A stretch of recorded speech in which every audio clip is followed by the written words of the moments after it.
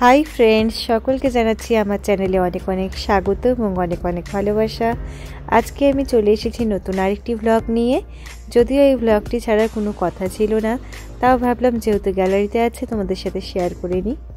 আসলে এই ভিডিওটি ছিল কোচবিহার রাসমেলায়। আসলে কয়েকদিন আগে আমরা কোচবিহারে গিয়েছিলাম দিদিকে ডাক্তার দেখাতে। তো সেখানে গিয়ে সবাই প্ল্যান করলাম যেহেতু এসেছি কোচবিহার রাসমেলা ঘুরে যাব। তো দিদিকে নিয়ে যাওয়ার পর দিদির শরীরটা যেহেতু ভালো ছিল না, তাই সেভাবে আমরা ভিডিও করতে পারিনি। তো যতটুকু পেরেছি ততটুকু তোমাদের সাথে শেয়ার করি।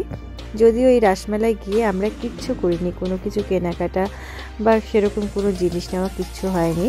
আমরা গিয়েছিলাম জাস্ট মন্দিরে ঢোকার জন্য, যে মন্দিরে গিয়ে ঠাকুর প্রণাম করে চলে আসব।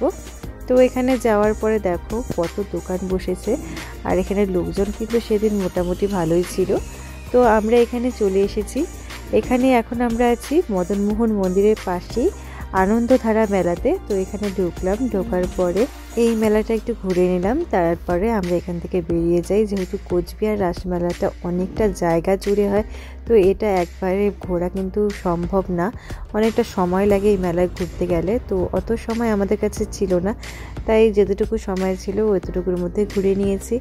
আর এখন আমরা ওই আনন্দধারা মেলা থেকে বেরিয়ে পড়ে গেলাম মদনমোহন মন্দিরে ঢোকার জন্য। তো এখান থেকে হেঁটে হেঁটে এখন মদনমোহন ঠাকুর বাড়ি যাচ্ছি। তো আমরা চলে এসেছি মদনমোহন মন্দিরের গেটে। এখানে এসে গেট ধরে ভেতরে গেলাম এবং ভেতরে গিয়ে দেখি এখানে সবাই কিন্তু রাস ঘোরাচ্ছিল। তো যাই হোক, প্রথমে ভেতরে গিয়ে দেখো এখানে সুন্দর একটা ফোয়ারার ব্যবস্থা করা হয়েছে, যেটা দেখতে কিন্তু অসম্ভব সুন্দর ছিল। তো আমি এখন ফোয়ারের কাছে যাচ্ছিলাম এবং কাছ থেকে মন ভরে ফোয়ারাটা দেখলাম। আর এখানে কিন্তু অনেক বাচ্চারাও এইটা দেখে আনন্দ নিচ্ছিল। তারপর যাচ্ছিলাম রাস ঘোরাতে। তো এখানে কিছু লোক এখানে রাস ঘোরাচ্ছিল, তো আমি ওয়েট করছিলাম যে কখন ফাঁকা হবে, তারপর আমিও রাস ঘোরাবো। কোচবিহারের রাসমেলাতে এসে যদি রাসই না ঘোরাই তাহলে কি আর চলে? তো যাই হোক, একটু চান্স পাওয়াতে আমি কিন্তু এখানে রাস ঘোরাই। আমার রাস ঘোরানো হয়ে গেলে আমি জিজুকে বলি যে এখন তুমি যাও। তো দেখো আমার রাস ঘোরানো কিন্তু হয়ে গেছে। এরপরে জিজু যায়, আর জিজু গিয়ে সবার সাথে রাস ঘুরে নেয়। যেহেতু দিদির শরীরটা ভালো না, তাই দিদি ঘুরতে পারেনি। তারপর মাও রাস ঘুরিয়েছে, কিন্তু মারটা ভিডিও নেওয়া হয়নি। রাস ঘোরানো শেষ হলে আমরা চলে যাই ঠাকুর দেখতে। তো এখানে আমরা দেখো এখন চলে এসেছি মদনমোহন মন্দিরে। তো মদনমোহন মন্দিরে এসে আমরা মদনমোহনকে প্রণাম করি, তারপর চলে যাই মায়ের কাছে। তো মায়ের কাছেও প্রণাম সেরে আমরা এখন চারিপাশটা ঘুরে দেখি। আর এখানে কিন্তু অনেক অনেক ছোট ছোট মন্দির করা হয়েছিল। এখানে সব দেবদেবী ছিল। তো তোমাদের এটা আস্তে আস্তে দেখাতে থাকি, তোমরা এখানে দেখতে থাকো। এখানে মদনমোহনের ঠাকুরও আরও এক্সট্রাভাবে রাখা ছিল। তো সবাইকে প্রণাম করে নিই। আর গোটা মন্দিরটাকে কিন্তু খুব সুন্দর করে সাজানো হয়েছিল। এই ছোট ছোট মন্দিরগুলিতে কিন্তু কৃষ্ণকালীর রূপ থেকে শুরু করে রাম, লক্ষ্মণ, সীতা, লবকুশ সবাইকে তুলে ধরা হয়েছিল। আর ছোট ছোট করে প্রত্যেককে ঘর করে দেওয়া হয়েছিল। তো সবখানে আমরা প্রণাম করে নিই। প্রণাম করার পরে আমরা সোজা চলে যাই গেটের সামনে।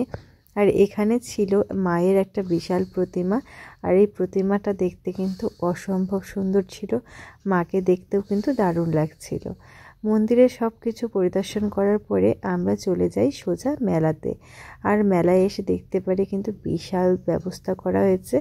এখানে জামা কাপড়ের দোকান থেকে খাবারের দোকানে কিন্তু অভাব ছিল না, কিন্তু আমাদের হাতে সময় ছিল না বলে আমরা কোনো দোকানে গিয়ে ঢুকে দেখিনি, কারণ আমাদের খুব তাড়াতাড়ি বাড়ি ফিরতে হতো। যেহেতু মেলা থেকে আমাদের বাড়ি 1 ঘন্টা দূরে, আর অনেক রাতও হয়ে গেছিলো, তার জন্য আমরা খুব তাড়াতাড়ি বেরোনোর চেষ্টা করছিলাম। কোচবিহারে গিয়েই আমরা প্ল্যান করেছিলাম যে খালি ঠাকুরটা দেখবো আর মেলায় গিয়ে সিএফসি খাবো। তো মেলায় আমরা এখন ঢুকে সিএফসি খুঁজছিলাম যে সিএফসিটা ঠিক কোথায় আছে। তো ঘুরতে ঘুরতে দেখো এখানে অনেক দোকান, আর এখানে দেখো স্টেজের ব্যবস্থা ছিল, যেখানে প্রোগ্রাম সব হচ্ছিল। তো কোচবিহারের মেলা মানেই তো অনেক জাঁকজমক থাকে।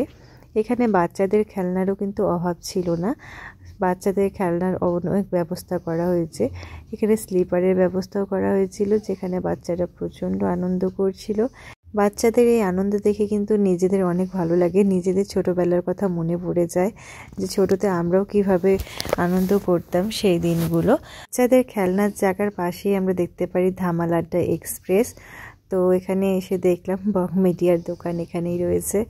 তো আমরা এবার ঢুকতে পারিনি কারণ সময়ের অভাব ছিল। তো এরপরে আমরা সিএফসিতে যাই, সিএফসিতে গিয়ে খাওয়া দাওয়া করি। সিএফসিতে খাওয়া দাওয়া করার পরে আমরা বেশিক্ষণ থাকি না, তারপরে আমরা বাড়ির জন্য রওনা দিই।